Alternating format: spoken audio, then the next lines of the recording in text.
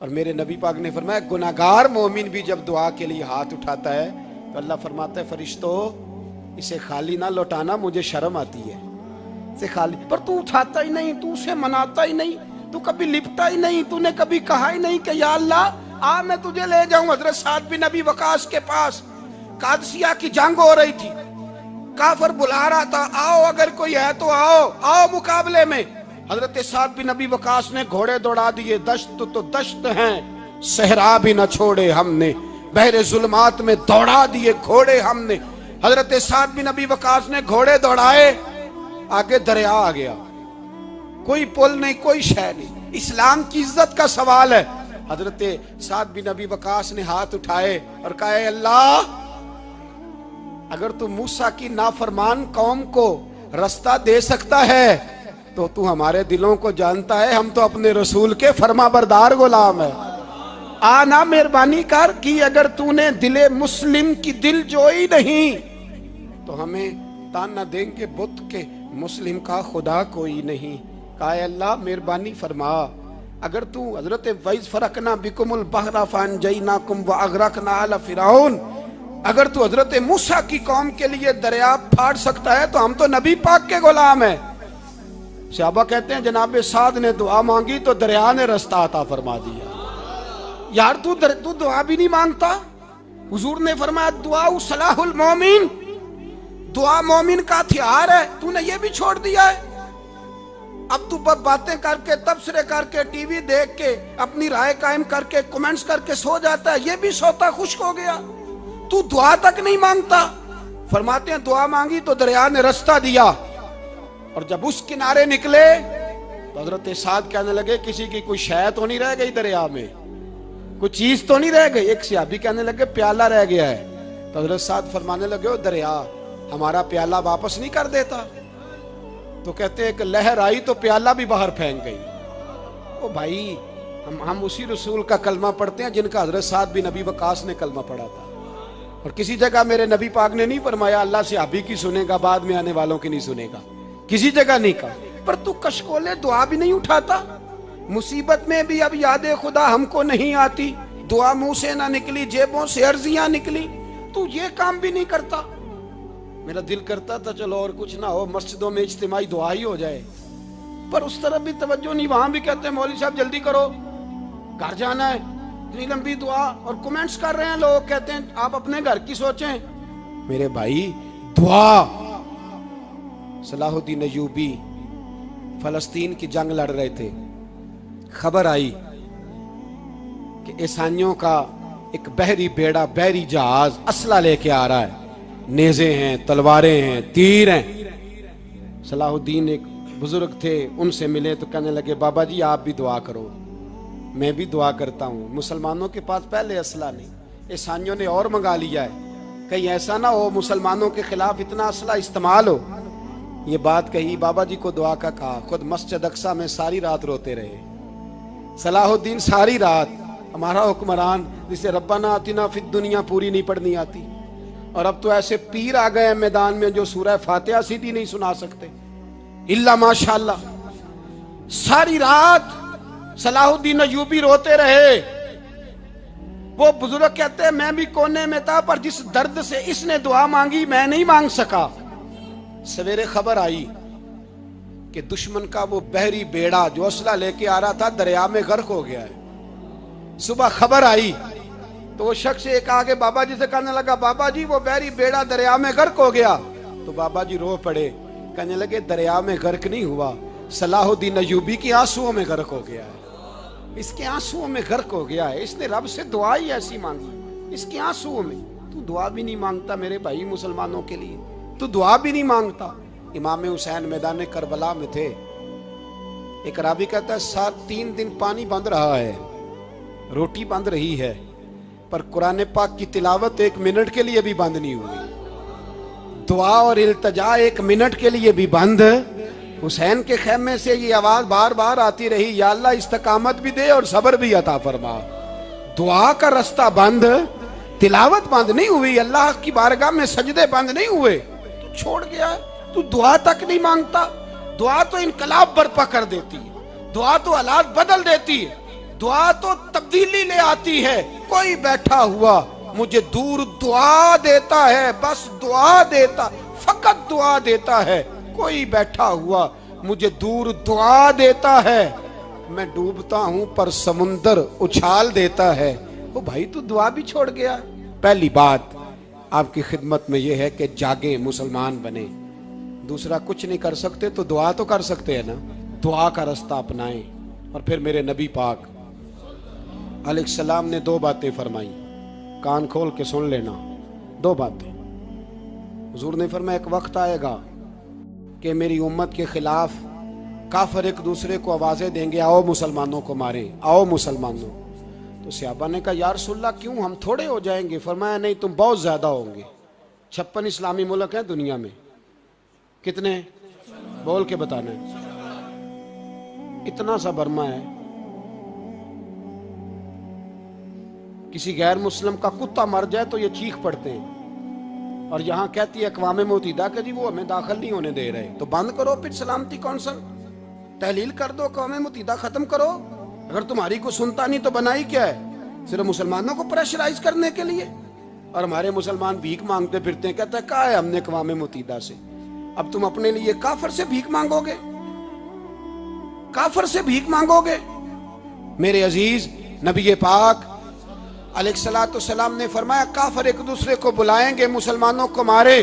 یا رسول اللہ ہم تھوڑے ہوں گے. فرمایا بہت زیادہ ہوں گے. تو حضور کیا ہوگا؟ فرمایا تمہیں وہن ہو جائے گا. یا رسول اللہ وہ کیا ہے؟ فرمایا دنیا سے پیار ہو جائے گا, مرنے کو دل نہیں کرے گا. دنیا سے اور مرنے کو. اس وقت سمجھ لینا کافر تم پہ حاوی ہے. میں اپنا اندازہ کروں, آپ اپنا کریں. مجھے دولت سے کتنا پیار ہے اور آپ کو کتنا پیار ہے. جاگ کے سنیں یہ لفظ رسول پاک کے صلی اللہ علیہ. حضور نے فرمایا جب تجھے دنیا سے پیار ہو جائے, دولت سے پیار ہو جائے, اقتدار سے پیار ہو جائے, اور جب تجھے موت بری لگنے لگے, تیرا مرنے کو دل نہ کرے, پھر کافر تیرے اوپر چڑھ آئے گا. آج دولت ہی تو رہ گئی ہے, باقی بچا کیا ہے؟ میں اکثر کہتا ہوں شادیاں نہیں ہوتی, تجارتیں ہوتی ہیں. لڑکی والے کہتے ہیں کہ لڑکا زیور کتنا ڈالے گا, لڑکے والے کہتے ہیں لڑکی جہیز کتنا لائے گی. تجارت, ہر جگہ دولت, ہر جگہ پیسہ, ہر جگہ سرمایہ. جہاں جس معاشرے میں تلاوت بکے, نعت بکے, تقریر بکے, اس سے زیادہ اور تباہی کا معاملہ کیا ہوگا؟ میرے عزیز میرے رسول پاک علیہ السلام کے صحابہ کے قریب دنیا داری آ سکی نہیں آئی. حضرت ابو بکر صدیق نے پانی مانگا تو لوگوں نے دودھ دیا. فرمایا پیچھے کرو. ابو بکر نے نعمتیں چھوڑ دیے. اب ابو بکر وہ والا کام کرتا ہے جو رسول پاک نے کیا ہے. فرمایا نہ دودھ شاید پیش نہ کرو, جو مانگتا ہوں بس وہ دو. حضرت ابو بکر صدیق نے بڑے مالدار تھے. حضرت عمر فاروق رضی اللہ تعالیٰ عنہ کے پاس صحابہ کرام جمع ہو کے آئے. کون سا ایسا شخص ہے جس کی تنخواہ میں اضافہ ہو جائے؟ تو لوگ کہتے ہیں نہیں مجھے نہیں چاہیے. پر ہم نے وہ لوگ دیکھے ہیں. حاجی صادق صاحب کو مسجد والوں نے کہا 1000 روپیہ تنخواہ بڑھانی ہے, تو حاجی صاحب کہنے لگے میرا بڑا سونا گزارا ہوتا ہے, مینوں نہیں بڑے نے. حضرت سیدنا عمر فاروق رضی اللہ تو صحابہ اکٹھے ہو کے گئے. کہنے لگے عمر حضور کے زمانے میں بظاہر غربت رہی, جناب صدیق اکبر کے زمانے میں غربت, اب تو بڑی ریل پیل ہے, بحرین سے لاکھوں کا مال آتا ہے, آپ کو بڑے بڑے سفیر ملنے آتے ہیں, پر آپ وہی پرانا کرتا اور وہی تامت جو کئی جگہ سے سی آپ نے کئی جگہ سے پھٹی. اور حضرت عمر ایک دن عید کی نماز پڑھانے گئے تھے تو ننگے پیر ہی چلے گئے. لوگوں نے کہا جوتا, فرمایا ٹوٹ گیا تھا یار, پہننے کے قابل نہیں تھا. فرمایا ننگے پیر آ گئے اور لوگ کیا کہیں گے؟ فرمایا چھوڑو, عمر کے پاؤں ننگے ہیں لیکن عمر کے کردار میں تو کوئی شک نہیں نا, پیر ہی ننگے ہیں نا, کیا ہوا؟ چھوڑو اس بات کو. کوئی پیار نہیں دنیا داری سے, دولت سے, کوئی چکر ہی نہیں. حضرت سیدنا عمر فاروق رضی اللہ تعالیٰ عنہ کو صحابہ نے اکٹھے ہو کے کہا, یہ ہے امت کے بیدار ہونے کے طریقے جو عرض کر رہا ہوں. کہا جناب آپ اب بڑا مال غنیمت ہے, اور جس طرح ہر صحابی کا حصہ ہے آپ کا بھی حصہ ہے, تو ایک نیا کرتا ہی ڈال لیں آپ خرید کے. اب جب مشورہ ہو گیا صحابہ میں تو کہنے لگے عمر سے بات کون کرے گا؟ نیا کرتا پہننے کی عمر سے بات کس کو برا لگتا ہے جی؟ نیا کرتا کون بات کرے گا؟ حضرت سیدنا علی المرتضیٰ کا انتخاب ہوا. کہنے لگے مولا علی کی بڑی عزت کرتے ہیں, ان سے بڑا پیار کرتے ہیں, ان سے بات کرتے ہیں. تو حضرت علی کو بلایا گیا, عرض کی حضور مہربانی فرمائیں. حضرت عمر سے کہے نئے کرتے کے لیے, آپ فرمانے لگے عمر میری بڑی قدر کرتا ہے, بڑی بات سنتا ہے, پر یہ والا کام نہیں میں عمر سے کہہ سکتا, یہ کسی اور سے کہو. تو کہنے لگے آپ رہنمائی کر دیں, کس کو کہیں؟ تو جناب علی المرتضیٰ فرمانے لگے اگر حضرت عائشہ صدیقہ سے کہو گے تو عمر فوراً مان جائے گا, وہ مومنوں کی ماں ہیں. صحابہ حضرت عائشہ کے پاس, اماں جی عمر کو بلائیں, ان کو کہیں بڑے بڑے سفیر آئے ہوتے ہیں, وہی پرانے کپڑے پہن کے بیٹھ جاتے ہیں. اللہ اکبر. حضرت عائشہ نے پیغام بھیجا, فرمایا عمر کو بلاؤ. عمر فاروق دوڑے ہوئے آئے, پردے کے پیچھے حضرت عائشہ کے پاس گھٹنوں کے بل, اماں جی دیر تو نہیں کر آیا میں آنے میں, حکم ہو, حضور کے گھر سے پیغام آیا, بڑے بڑے سفیروں کو چھوڑ کے بھاگے. حضرت عائشہ صدیقہ کہنے لگی عمر دیکھو جائز پیسے ہوں تو اسلام اچھے لباس سے منع نہیں کرتا, اب بڑا بڑا مال آیا ہے, اب تیرا بھی حصہ ہے, تو صحابہ کرام کی خواہش ہے کہ نیا کرتا پہن لو, بڑے بڑے سفیر آتے ہیں, حرج بھی کوئی نہیں, جائز بھی ہے, کوئی منع نہیں. حضرت عمر نے گردن جھکا, جی اماں جی, جی اماں جی, جی اماں جی. حضرت عائشہ کہتی ہیں بات ختم ہوئی, عمر نے گردن اٹھائی تو عمر کی داڑھی آنسوؤں سے بھری ہوئی. کہتی ہے مجھے کہنے لگے اماں جی میں تو صرف مسجد میں دیکھا کرتا تھا, آپ تو مصطفیٰ کو دن رات دیکھتی تھیں, جس طرح کے کرتے آمنہ کے لال نے پہنے ہیں مجھے بھی پہنا دو, میں تیار ہوں, میں پہن لوں گا, میں تیار ہوں, پر جس طرح کے میرے نبی نے پہنے. حضرت عائشہ کہتی ہے میں پھوٹ کے روئی, میرا پلو آنسوؤں سے بھر گیا. فرماتی ہیں میں عمر کی بات سنتی گئی تو میرا پلو آنسوؤں سے, میں نے کہا عمر تو جا, تو ٹھیک ہے. فرماتی ہے عمر فاروق سلام کر کے اٹھے, امیر المومنین چلے گئے, اس کونے میں صحابہ چھپے ہوئے تھے, وہ آئے, کہا اماں جی کیا بات ہوئی؟ تو میں پھر رو پڑی. میں نے کہا کیا بتاؤں, تمہیں پرانے کرتے نظر آتے ہیں, اسے محمد عربی کے جلوے نظر آتے ہیں, اسے رسول اللہ کا رنگ نظر آتا ہے, اسے وہ غلامی نظر آتی ہے. عمر کو دنیا سے پیار, اور دنیا سے پیار نہیں تھا, دعا پتہ کیا تھی, یوں جھولی اٹھا کے اللہ مرزقنا شہادتن فی سبیلک وجعل موت فی بلد حبیبک. اللہ عمر کو بسترے والی موت نہ دینا, موت شہادت کی دینا, پر میں میدان میں جا کے نہیں مرنا چاہتا, مجھے رسول اللہ کے شہر میں موت چاہیے, باہر جا کے نہیں, یہی میدان لگے مدینے میں, یہی موت آئے, اسباب بنا, میں مدینہ بھی نہیں چھوڑنا چاہتا. او بھائی ان لوگوں کو نہیں پیار تھا. جناب صدیق اکبر کا وصال ہوا تو زہر کے اثر سے, وہ جو آپ کو زہر لگا تھا, بعض مفسرین نے لکھا ہے کبھی کبھی وہ جو سانپ نے ڈسا تھا تو کبھی کبھی اس کا اثر آتا تھا, بس اللہ نے شہادت دینی تھی کبھی کبھی, ورنہ تو بڑی شفائیں تھیں. حضرت عمر شہید, حضرت عثمان, جناب علی, امام حسن, امام حسین, علی اکبر, علی اصغر, حضرت عباس, حضرت سعد بن معاذ, حضرت امیر حمزہ, مصعب بن عمیر. میرے محبوب نے تو لسٹ بنائی شہیدوں کی, لسٹ بنائی شہیدوں کی. شہادت سے پیار کیا رسول اللہ صلی اللہ علیہ وسلم کے غلاموں نے, پیار کیا شہادت سے, اسی لیے تو کافر اٹھ نہیں سکا کہ شہادت سے. حضرت سعد بن معاذ رضی اللہ تعالیٰ عنہ کو زخم لگ گیا, جنگ سے زندہ آ گئے لیکن زخم میں رو کے کہنے لگے محبوبہ سارے شہید ہو گئے, میں ایسے ہی رہ گیا. حضور نے فرمایا نہیں, رب تجھے بھی شہادت کی موت ہی عطا فرمائے گا. اسی زخم میں پردہ ہو گیا. میرے بھائی حضرت عمر بن جموح رضی اللہ تعالیٰ عنہ 4 بیٹے لے کے احد کے میدان میں آئے, کہا محبوبہ میرے 4 ہی تھے, میں سارے لے آیا ہوں, سارے ہی قبول ہیں؟ فرمایا ٹھیک ہے. پھر خود بھی زرہ پہن لی, ایک ٹانگ سے لنگڑے تھے, ٹانگ چھوٹی تھی. حضور نے فرمایا تو نے کیوں لباس پہن لیا ہے؟ کہا حضور میں نے بھی تو جہاد پہ جانا ہے نا. تو حضور نے فرمایا تیرے 4 بیٹے جو جا رہے ہیں. تو کہا یا رسول اللہ کیا لنگڑے جنت میں نہیں جا سکتے؟ حضور لنگڑے اللہ کو قبول نہیں, میں نہیں جا سکتا. تو میرے نبی پاک صلی اللہ علیہ وسلم نے فرمایا نہیں، جنت تو تیرا انتظار کر رہی ہے۔ کہا حضور پھر میں بھی جاؤں گا، بچے جائیں گے تو میں بھی جاؤں گا۔ ایک بی بی احد کے دن 3 سال کا بچہ لے کے گھر سے نکلی، بیبیوں کو کہتی ہے میرا خامد بھی بدر میں شہید ہوا، بھائی بھی اور باپ بھی، آج حضور نے پھر بلایا ہے، دل کرتا تھا کوئی جوان بیٹا ہوتا تو میں پیش کرتی، پر اب میرے پاس یہ 3 سال کا ہی ہے۔ بچہ لیا مدینے میں مسجد نبوی میں، حضرت بلال سے کہنے لگی 2 منٹ حضور کا دیدار چاہیے۔ نبی پاک آئے، کیسے آئی ہو؟ کہنے لگی محبوبہ میں شہید کی بیٹی، شہید کی بہن، شہید کی بیوہ ہوں، میرے پاس اب جوان تو کوئی نہیں، یہ 3 سال کا ہی ہے۔ حضور نے مسکرا کے فرمایا یہ کرے گا کیا کرے گا؟ کہنے لگی حضور سنا ہے اسلحہ تھوڑا ہے، ڈھال کی ضرورت ہے، لوہے کی ڈھال ہوتی تھی، جب تلوار آتی تھی تو آگے کی جاتی تھی۔